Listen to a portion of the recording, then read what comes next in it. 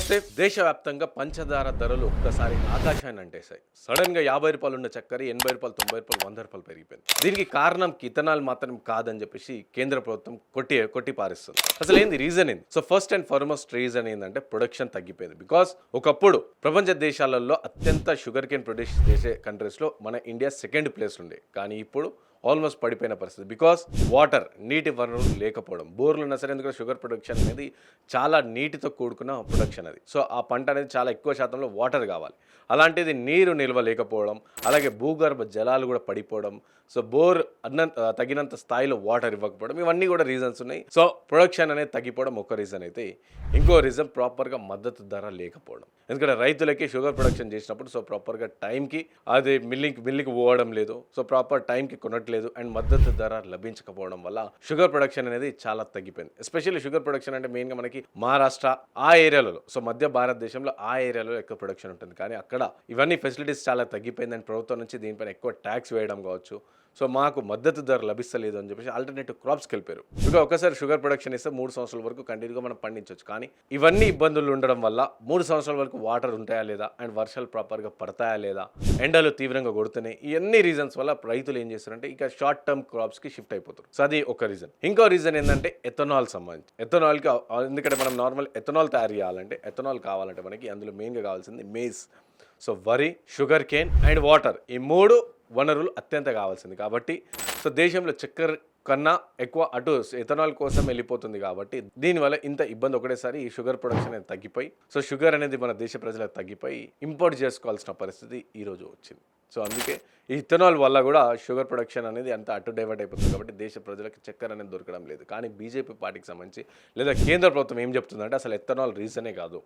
So కావాల్సినంత sugar ఉంది, కాకపోతే కొంతమంది మిడిల్ మెన్, సో మధ్యవర్తులు షుగర్ నిల్వనంతా కూడా, షుగర్ ప్రొడక్షన్ అంతా కూడా ఆపేసారు, ఒక దగ్గర స్టాక్ చేసి పెట్టేసారు, ధరలు పెంచే ప్రక్రియ చేశారు అని చెప్పేసి కేంద్ర ప్రభుత్వం చెప్తుంది. కానీ ఓకే ఫైన్, మీరు చెప్తుంది కరెక్టే అనుకోవచ్చు. కానీ మీరేం చేస్తున్నారు? మీరు దీన్ని కట్టడి చేయాలి కదా. ఎథనాల్ తీసుకొచ్చింది దేనికి? పెట్రోల్ ప్రైసెస్ పెరిగిపోతున్నాయి కాబట్టి ఎథనాల్ వస్తే పెట్రోల్ ప్రైస్ తగ్గుతుంది అని చెప్పేసి ఎథనాల్ తీసుకొస్తున్నాం, ఎథనాల్ ప్రొడ్యూస్ చేస్తున్నాం అని చెప్పేసి కేంద్ర ప్రభుత్వం చెప్తుంది. మళ్ళీ పెట్రోల్ రేట్ తగ్గిందా? లేదు. సో పెట్రోల్ రేట్ తగ్గకపోగా షుగర్ కేన్ ఎక్కువ అటు డైవర్ట్ చేస్తారు కాబట్టి ఇటు చక్కెర ధర పెంచేసారు. మళ్ళీ ఎవరిపైన భారం? ఇదంతా కూడా మళ్ళీ సామాన్యుడి పైన భారం కదా. ఇటు పెట్రోల్ వల్ల గరీబోడ ఇబ్బంది పడాలా, ఇటు షుగర్ పెరగడం వల్ల గరీబోడ ఇబ్బంది పడాలా, మళ్ళీ అటు గ్యాస్ రేట్లు పెరిగిపోయినా మళ్ళీ గరీబోడ ఇబ్బంది పడాలి. మళ్ళీ ఇప్పుడు ఏమంటే గ్యాస్ రేట్లు తగ్గించేసినాం కదా అని చెప్పేసి ఓకే ఫైన్ తగ్గించేసారు, సూపర్ బాగుంది. కానీ పెరిగిన ధరల పరిస్థితి ఏంది? సో దాని పరిస్థితి ఏంది? సామాన్యుడు ఇంకా ఇబ్బంది పడుతూనే ఉన్నాడు కదా. ఇప్పుడు షుగర్కి ఇంతవరకు ఇబ్బంది వచ్చింది, షుగర్ ప్రైస్ ఒకసారి పెరిగిపోయింది. ఇంకోటి ఎథనాల్ తయారు కావాలంటే ఇంకోటి ఏం కావాలి?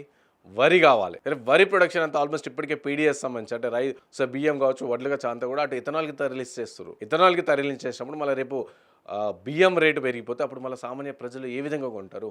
అది కూడా చూసుకోవాలి కదా. ప్రొడక్షన్ అంత ఉందా లేదా?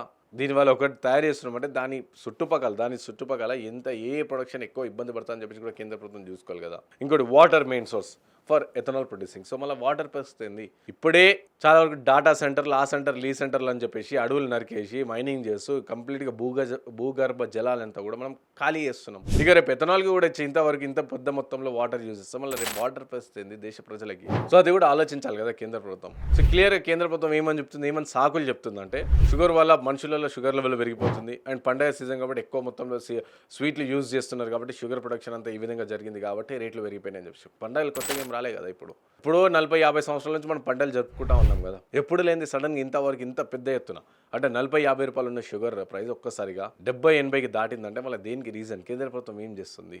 ఎక్స్పోర్ట్ చేయాల్సిన షుగర్ని ఇప్పుడు మనం ఇంపోర్ట్ చేసుకోవాల్సిన పరిస్థితి. సో ఏం చేస్తుంది కేంద్ర ప్రభుత్వం? ఒకసారి ఆలోచించాలి కదా ఎటువైపు పోతున్నామని చెప్పేసి. ఏది చేసినా సరే కేంద్ర ప్రభుత్వం ఏ నిర్ణయం తీసుకున్నా ఇటు పేద ప్రజల మీద ఇబ్బంది పడుతుంది కదా.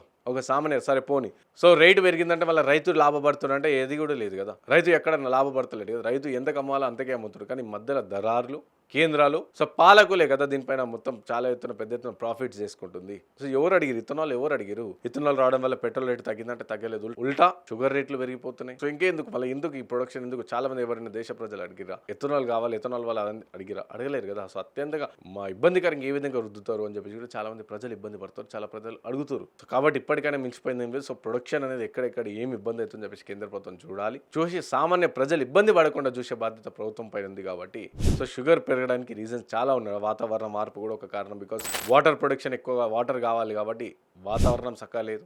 దానికి కారణం కూడా మనమే. బికాజ్ అడవులను నరికేస్తున్నాం, నాగరికత వైపు పోతున్నాం కాబట్టి అడవులన్నీ కంప్లీట్గా నాశనం చేస్తున్నాం. సో కాంక్రీట్ జంగల్ తయారు చేస్తున్నాం, దీనివల్ల వర్షాలు చక్కగా పడతలేవు, పడితే ఎక్కువ పడుతున్నాయి కూడా అసలే పడతలేవు. సో ఇట్లా చాలా రీజన్లు ఉన్నాయి. కానీ ఇక్కడ కూడా ఇన్ని రీజన్స్ అయినప్పటికీ కూడా ఇక్కడ కూడా సామాన్య ప్రజలు, రైతులు ఎక్కడ కూడా లాభపడతలేవు. వాళ్ళు ఇంకా ప్రజలు గరీబీ ఉన్నోళ్ళు మొత్తం గరీబీగా అవుతారు. ఆర్థికంగా ఇబ్బంది పడ్డ రైతులు ఇంకా అప్పులే అవుతున్నాయి.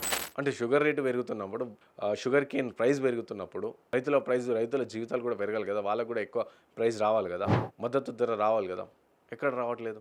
సో ఇక్కడ సామాన్య ప్రజలు నష్టపోవాలి, రైతులు నష్టపోవాలి, కానీ ఉన్నోడు మాత్రం ఇంకా జమ చేసుకుంటూనే పోతుంది. సో కాబట్టి ఇప్పటికైనా సరే కేంద్ర ప్రభుత్వం ఆలోచించి దీనిపైన ప్రాపర్గా నివారణ చర్యలు తీసుకోవాలి.